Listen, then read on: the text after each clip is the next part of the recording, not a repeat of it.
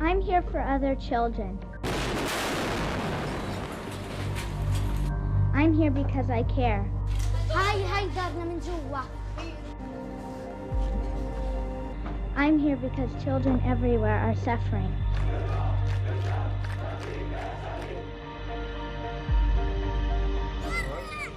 My dream can and will come true.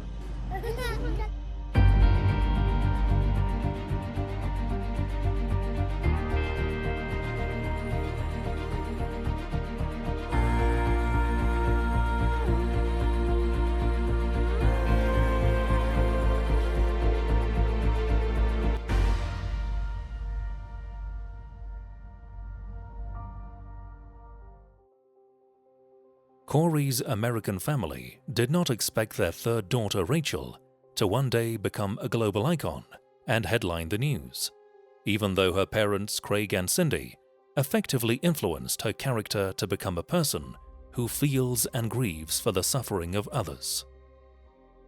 Rachel's story began when she was 10 years old, when she stood before her fellow students in 1989 to give a speech at the Legislative Building in Olympia, the center of Washington State, USA. And because 40,000 people die each day from hunger. I'm here because those people are mostly children. We have got to understand that the poor are all around us and we're ignoring them. We have got to understand that these deaths are preventable. We have got to understand that people in third world countries think and care and smile and cry just like us. Rachel, since her childhood, seemed to have chosen her words carefully and expressed through her writing perception and awareness of what the children of the world had been suffering from. Poverty, starvation, and genocide were what most stimulated her human sense and pushed her to move.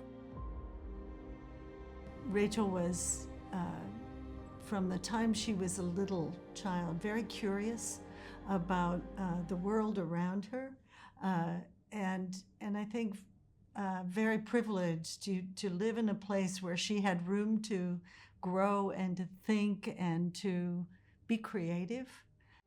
The American girl encountered her first experience with the world at the age of 15 when she went to Russia to live with a Russian family as part of an exchange program. There and then, Rachel realized the gap between Americans and other people around the world. One of the things that Rachel brought back, she felt that she had been, by our country or our community, in a sense, I think it felt like she had been lied to, because Russia was known as an enemy of the United States, and yet these people were very kind and loving and gracious and welcoming to her. Rachel grew up, and her sense of responsibility in defending oppressed people grew as well. So she began watching what is happening in the world and volunteered in many activities to begin the journey of searching for the truth in the folds of what the West and its media provide about the countries of the Third World. She was an amazing observer and writer, and our family, of course, has that gift of the writing that she did all her life, but from Gaza especially, it awakened us.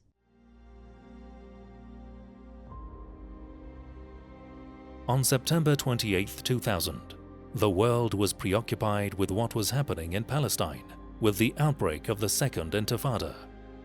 20-year-old Rachel was following with an abstract look at the reality of events.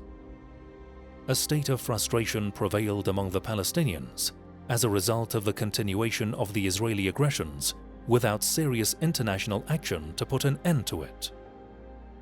The provocative visit of the Israeli Prime Minister Ariel Sharon to Al-Aqsa Mosque was a key factor in igniting the fire of anger among the Palestinian people. The Israeli occupation mobilized all the killing and destructing machinery, and they launched large-scale military operations in the West Bank and Gaza Strip to suppress the uprising. Thousands were martyred and wounded in a hysterical response by the Israeli entity to the Intifada. The world watched on television the Israeli massacres and the deliberate targeting of Palestinian children. The same happened with the martyred child, Muhammad al-Dura.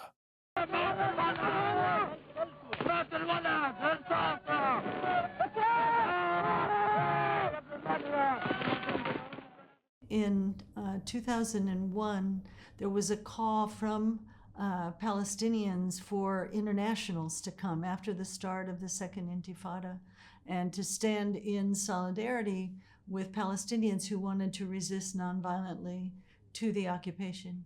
And some of Rachel's friends, actually from Olympia, went in the summer on that journey, and they went to the West Bank. One of her friends went to Gaza, and he came back and he told her that that's where the need was the greatest. I said, Rachel, you know, you don't have to go.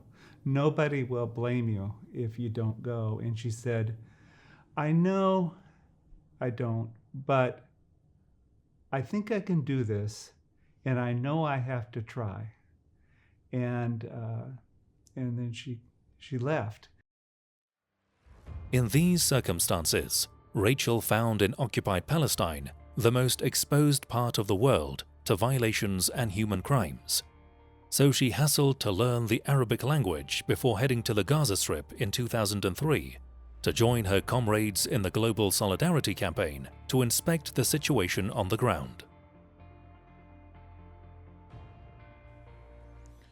ريتشل كوري الشهيدة الآتية إلينا من أمريكا لكي تقف إلى جانب الشعب الفلسطيني إنما تعتبر نموذجاً متميزاً يدل على أن القضية الفلسطينية، وإن كانت قضيتنا كفلسطينيين، نحن كفلسطينيين بالدرجة الأولى، وهي قضية العرب أيضاً مسيحيين ومسلمين، إلا أنها قضية لها بعد عالمي.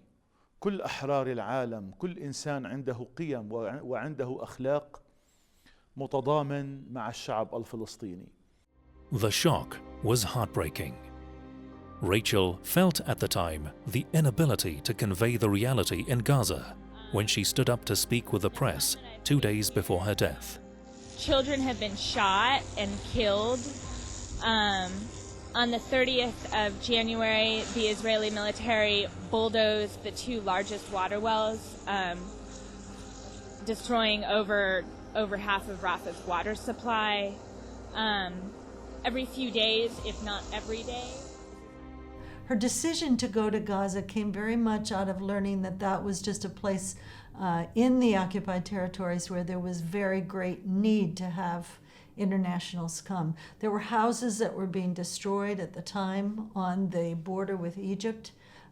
Many home demolitions had already happened. So it was just a place that she was drawn to. Rachel was persistent in writing to her parents about the Israeli violations against the Palestinians in Gaza, and it seemed through her letters that she had formed her stances in support of the Palestinian people through what she witnessed, which was different from what was being conveyed to the world. So she chose her words carefully while writing, and she had composed this letter to her mother days before her death.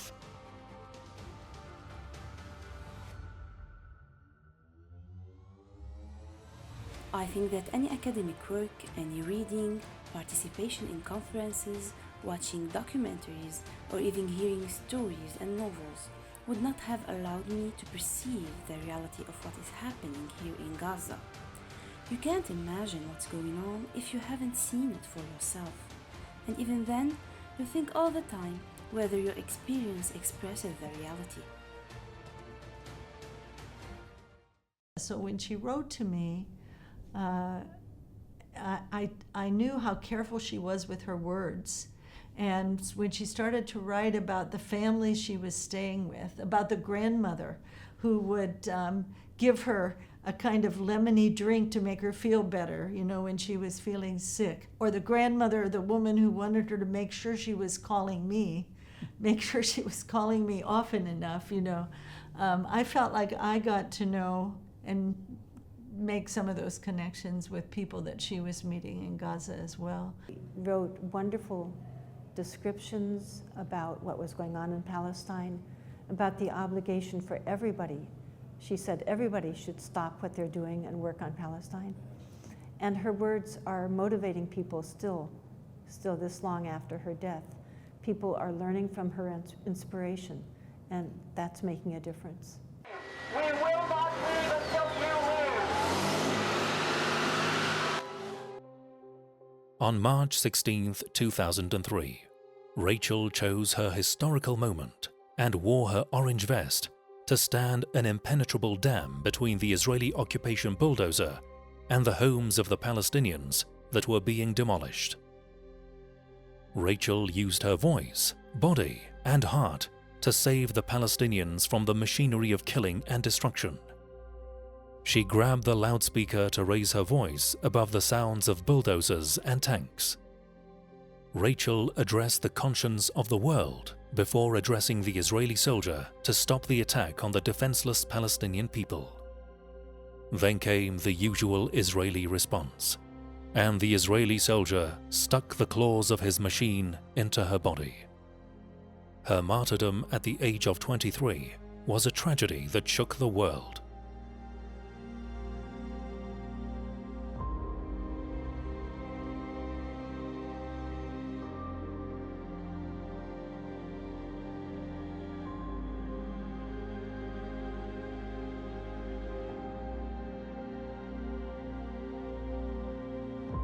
She realized that it's probably a person her age in that caterpillar, in that bulldozer or whatever. And she assumed that he is a human being just like her, a compassionate human being. And she was wrong. Rachel Corrie was one of the people who gave her lives, to help to help the Palestinians in their suffering. She is one of the many, many people who we can't forget, Palestinian children and so many others, that they've died to help another people, to help a people that are being oppressed. A great shock prevailed among the Palestinians and foreign activists in the Gaza Strip after the martyrdom of Rachel. The people of Gaza called her the Martyr of Palestine, and a funeral was organized for her similar to the funerals of the Palestinian martyrs. After the spread of the news of her martyrdom, everyone went to the place to commemorate her memory. The activists and the people of Gaza confronted the tanks and bulldozers of the Israeli occupation to express their condemnation of this crime and to emulate the sacrifice of Rachel.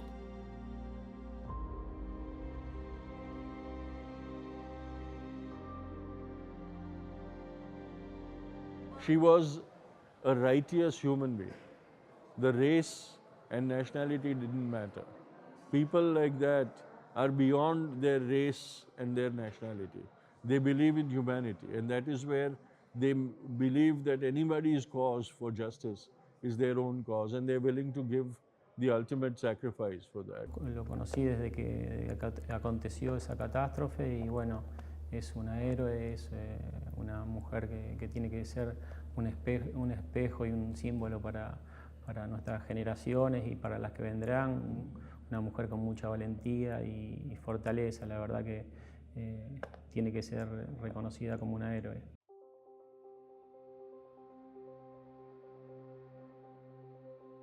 Rachel wanted to witness the actual reality and convey it to the world, so she became the victim of this tragic reality. She focused on protecting Palestinian children. She put herself in the shoes of any Palestinian family that could be exposed to the Israeli killing machine. هذه الفتاة الشابة التي جاءت من وراء البحار حملت معها أهدافها وقيمها ومبادئها وجاءت إلى فلسطين لتضحي هناك بدمها لتقدم حياتها دفاعاً عن الحق والعدالة، وهي تحاول أن تمنع الظلم وأن تمنع هدم بيت فلسطيني كانت تؤمن بأن من الظلم هدمة. هي أرسلت رسالة حقيقة لكل العالم أنه آن الأوان لأن يقف كل العالم موقف هذه الناشطة، هذه المضحية، هذه الإنسانة المحبة للإنسان ولحقوق الإنسان، هذه الإنسانة المناصرة للفلسطيني ولقضيته الفلسطينية، هذه الإنسانة التي تقول من حق هذا الفلسطيني أن يكون في أرضه. In the besieged Gaza Strip, there are those who testify to the crime of the Israeli occupation against Rachel Corey. The residents of Rafah assert that Rachel was able to protect their families from Israeli attacks and prevented their homes from being turned into rubble. يعني إن الشرف لأنها مش فلسطينية معنا، وكل يوم كانت على حواجز، كل يوم كانت تتضامن، كل يوم كانت لما يعني الإسرائيليين يأخذوا أطفال تحاول بشتى الطرق إنها تخلصوا منها، وبعدين ما خافت من جرافاتهم ولا من اعتدائهم، لأنها خلص هي رايحة ومقتنعة إنه بدها تدافع عن حق الشعب الفلسطيني، وهنيئا لها الشهادة على أرض فلسطين.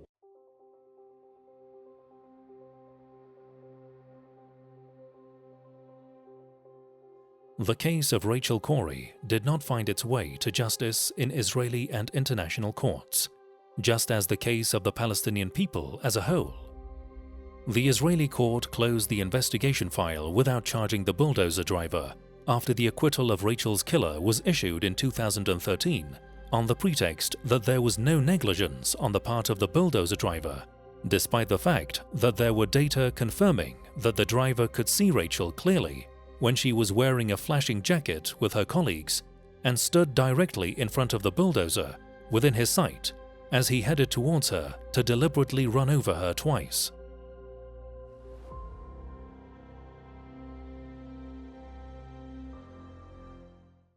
So we were trying to get a U.S.-led investigation into Rachel's killing.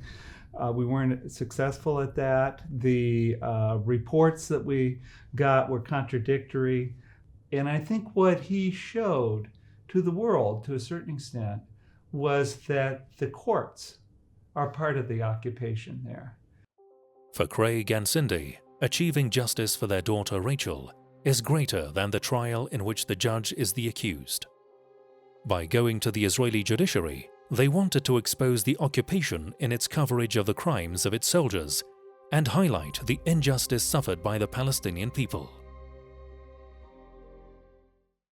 If you want justice for Rachel, we need to work for the justice for the people that Rachel was looking for justice for. We need to look for justice for the Palestinian people.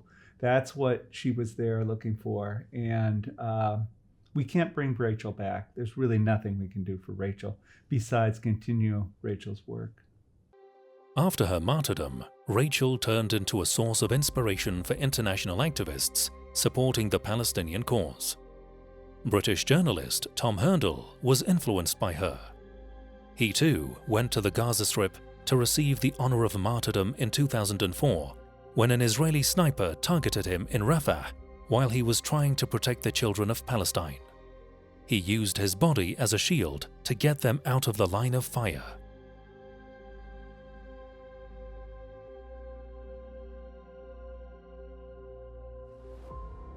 There was quite a lot of talk in my family about justice and fairness. And Tom, I think, felt this quite strongly, so that when he heard about what happened to Rachel, I think he needed to know what the truth was, and that in the end is what motivated him to go down to Rafah. Tom's martyrdom was a factor that unites the two families, Corey and Herndl. What Rachel and Tom had started was continued by their families, and Craig, Cindy and Jocelyn continue their meetings to mobilize international support and solidarity with the Palestinian people.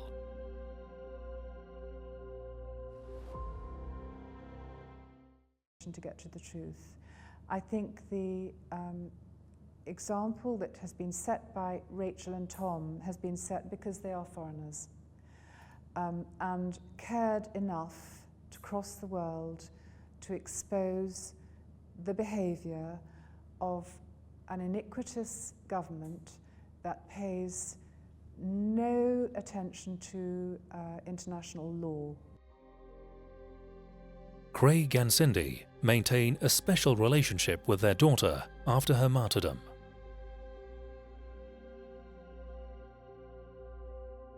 Rachel's father is still learning a lot from her, while Mother Cindy says that there is another kind of communication that connects her with Rachel, and this spiritual aspect pushes the two to move forward in completing Rachel's journey towards Palestine. Sometimes when I drift off to sleep at night, and I'm still kind of in that twilight before sleep, I can feel her image, I can feel her presence. I'm grateful that she taught us so much before she departed. She taught me a lot. I think I sometimes say our daughters, our children are always in our hearts, but sometimes, at least in America, they're in your face too. They argue with us, and she certainly argued with her father. And looking back at it, I think mostly she was right. And I'd like her to think that she taught me a good many things. Despite the Israeli occupation attempt to silence Rachel Corey by stealing her life, her name continues to haunt this entity with its symbolism of international solidarity with Palestine. Her name was given to one of the ships of the Freedom Flotilla, which headed to break the Israeli siege on Gaza in 2010, and a Malaysian ship named after the spirit of Rachel Corey headed to the territorial waters of Gaza. In 2011, to break the siege, several Palestinian centers and institutions were named after Rachel, and her name is hardly absent from any international event to defend Palestine. I think there's evidence of a lot of young people across the world now, in all sorts of arenas, really picking up the baton and asking the questions and being extremely determined to speak to those in power who are not listening. Rachel's name instigates the international activists supporting the Palestinian cause. As soon as her name is mentioned, a torrent of feelings and descriptions begin that reflect an influential aspect of her personality in each one of them. If Rachel could hear me now, and I hope in some way that she can, I would just let her know how much I continue to love her every moment of my life and miss her. And how much I hope that she finds the work that we're doing useful and a fair and good representation of her and of what she would want us to be focusing on with the time that we have in this life. I would tell her, of course, that I love her, miss her, and how much respect I have for the work she was doing. راشيل حركت فينا معاني الإنسانية المجردة عن أي اعتبارات. الشعب الفلسطيني يعتبرها من المدافعين بحق عن قضيته. نقول لراشيل بأنك انتقلت من هذه الأرض إلى عالم الخلود، وبالنسبة إلينا اسمك سيبقى محفوراً في قلوبنا وفي ذاكرتنا وفي تاريخنا. Really, I don't have the words that I could speak to such a person. We are humbled in front of a person who gave her life to help unoppressed people, the Palestinian people. بتمنى كل الناس وكل العالم إنه يضل متذكر هاي الشهيدة راشيل. We miss you, Rachel, and you are inspiring us to do what we need to do. Take care. Gracias.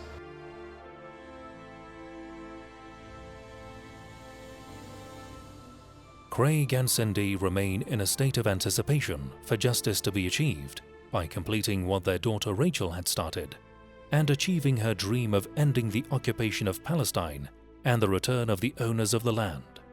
And this would have pleased Rachel Corey, the martyr of all of Palestine.